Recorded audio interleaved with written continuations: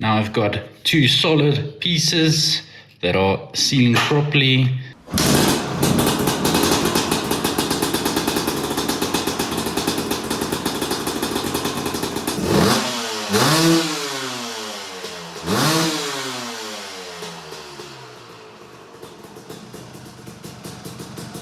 Take a second to check out our merch store. We've got Enduro t-shirts, our own motocross jerseys, winter wear, headwear, Pit Viper shades, and loads more accessories. In the last video, we got the pipe welded back together and the bike is sounding pretty sweet on idle. Now we didn't really ride it because the back brake was leaking and we had no brake pressure. So we've got a whole bunch of goodies from EMD Racing for the KDX that we are going to unbox in a minute. But the plan for today is to rebuild the rear brake master cylinder. And the KDX does have a couple of different running issues, so we're going to troubleshoot that as well. First of all is a compression test. Second of all is checking the ignition. And third, checking the reads for wear, and four, going through the jetting to make sure the bike runs correctly.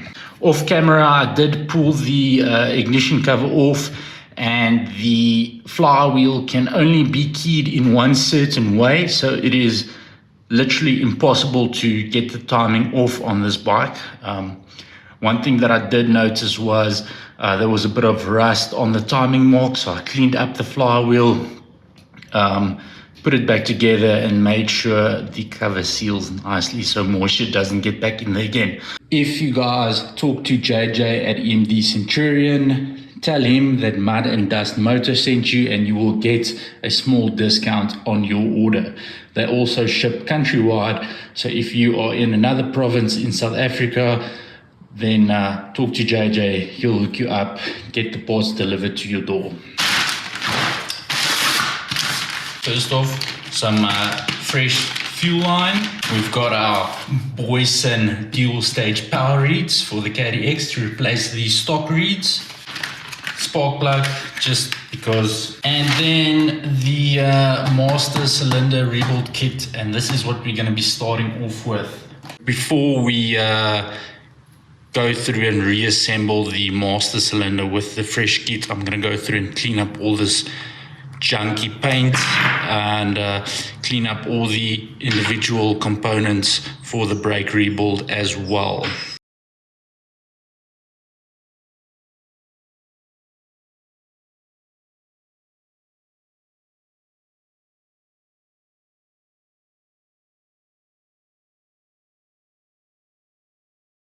Okie dokes, so with the master cylinder cleaned up, I mean it's not perfect, there's still a bit of schmutz in the corners, but got it cleaned up and dried off, and we got all the individual components cleaned. Now it's time to do the reassembly, and it's super simple. I actually just disassembled everything in the orientation that it needs to go back in. Yes. Okay, we're going O-ring first.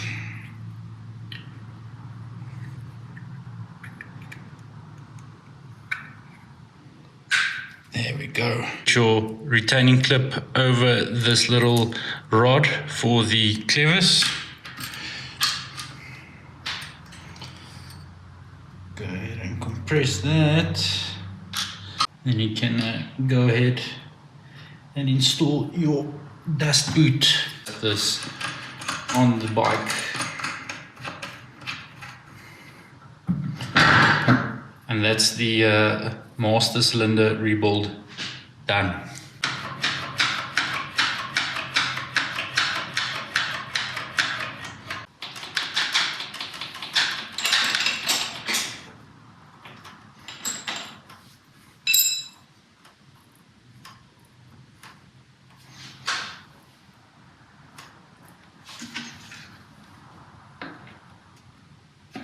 Alrighty, now that the bike can stop, now it's time to focus on all the things that make it go. With the spark plug out, I screwed in the compression tester.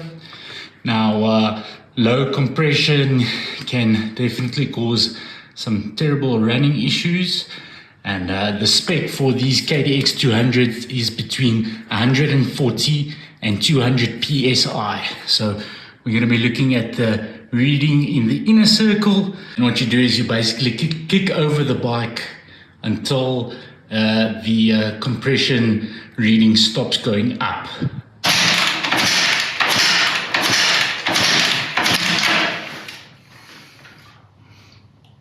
(150 psi).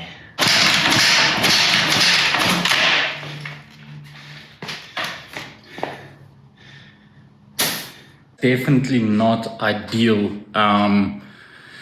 Yeah, with the spec on this bike being between 140 and 200 psi, the highest reading we got was 160 psi, and on the other two readings we got 150, or just like a hair over 150.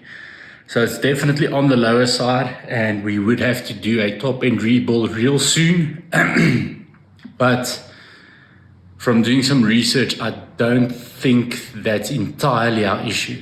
I think it's certainly going to become an issue, but I think our main issue is the reeds being worn out. With the reed cage or the whole reed block removed, I use silicone to seal it up, so the intake boot is sealed to the reed cage.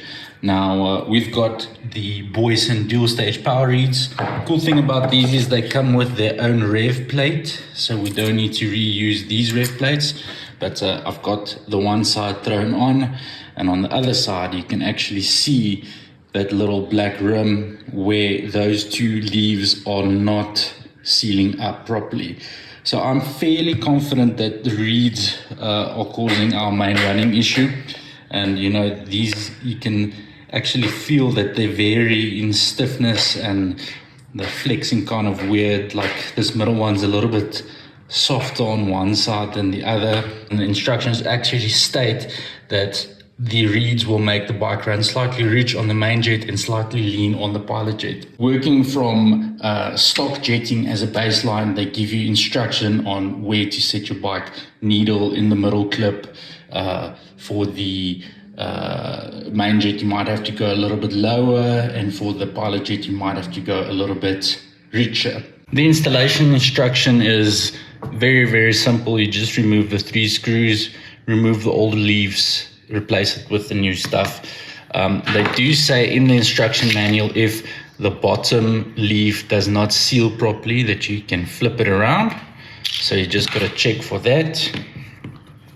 And they do also state that you need to use a dab, a small dab of blue Loctite on these screws. You don't want these coming loose and going into your combustion chamber. And also you don't want to over tighten them. These strip out very easily.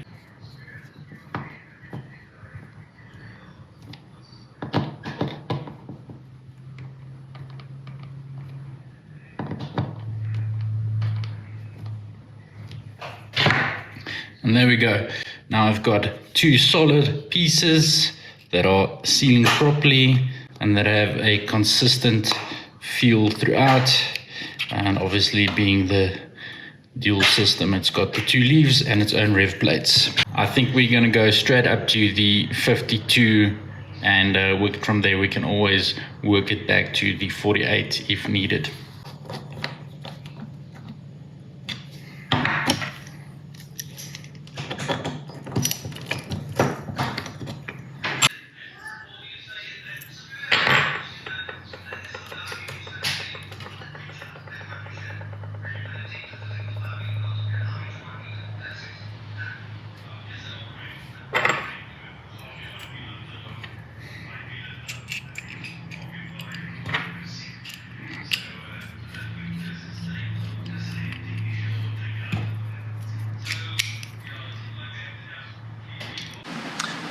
Okay, let's see how she does on a cold start with the new reeds and jetting and pipe and everything.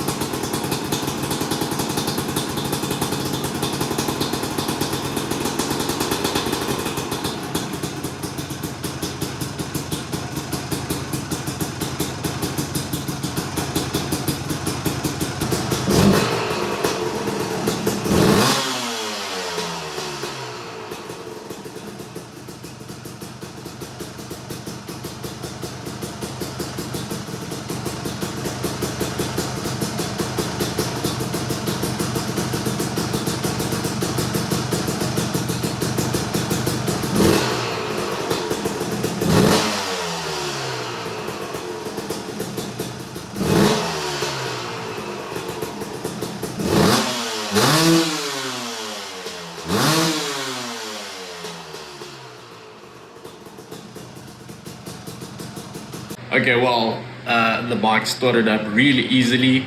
It seems the 152 pilot jet that I put in is right on the money, and the air screw is adjusted about 1.5 turns out, where it's like ideally where you want it, and it doesn't hang on a high idle. When you blip the throttle, there's no bogging, so that is a very, very good sign that the jetting along with the reeds has solved part of our issue.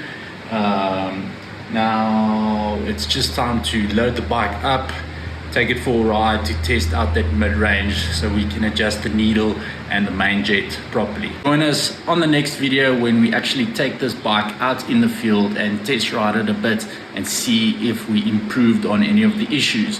Now obviously it does have the low compression issue, but it's still within spec, so I don't foresee that being an issue right now. But yeah, check out the merch store, hit subscribe if you want to, leave a comment down below, and we'll see you on the next one. Peace out and keep ripping.